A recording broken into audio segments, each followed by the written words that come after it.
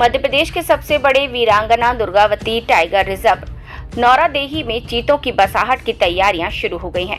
भारतीय वन्यजीव संस्थान देहरादून के वैज्ञानिकों और राष्ट्रीय बाघ संरक्षण प्राधिकरण NTCA के DIG डॉक्टर BV माथुर और टाइगर रिजर्व के deputy director doctor AA Ansari की टीम ने 1 से 3 मई तक किए गए निरीक्षण में मोहली, सिंहपुर और झापन रेंज को चीतों के लिए उपयुक्त पाया। अगले 1 से 1.5 साल में चीतों को यहां लाया जा सकता है। दुर्गावती टाइगर रिजर्व में वर्तमान में मांसाहारी जानवरों में टाइगर और तेंदुए के साथ ही भेड़िया और सियार भी मौजूद हैं।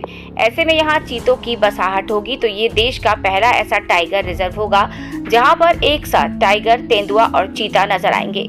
ये प्रयोग भी साबित होगा कि तीनों जानवर एक साथ जंगल में रह सकते हैं। इसके लिए 22 गाँव का विस्थापन, फेंसिंग और ग्रासलैंड मैनेजमेंट जैसी तैयारियां की जा रही हैं।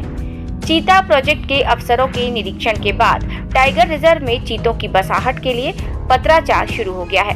पहला पत्र जारी किया गया है जिसमें टाइगर रिजर्व को जंगल में तैयारियां करने के निर्देश दिए। टाइगर रिजर्व की मोहली, सिंहपुर और झापन रेंज का क्षेत्रफल लगभग 600 वर्ग किलोमीटर है। ये पूरे टाइगर रिजर्व के 2339 वर्ग किलोमीटर के क्षेत्रफल का एक महत्वपूर्ण हिस्सा है। इन रेंजों में विशाल मैदान है जो चीतों को दौड़कर शिकार करने में सहायक होंगे। ये क्षेत्र चीतों के लिए सुरक्षित वातावरण प्रदान करता है। यहाँ पर्याप्त जल स्रोत है और शिकार के लिए चिंकारा, चीतल, सांभर जैसे शाकाहारी जानवर भी मौजूद हैं। टाइगर रिजर्व प्रबंधन ने चीतों की बसाहट के लिए तैयारियां आरंभ कर दी हैं। प्राथमिकता के तौर पर जंगल में स्थित गांव का विस्थापन किया जाएगा। साथ ही मैदानी क्षेत्रों से खरपतवार हटाने का कार्य भी शुरू होगा।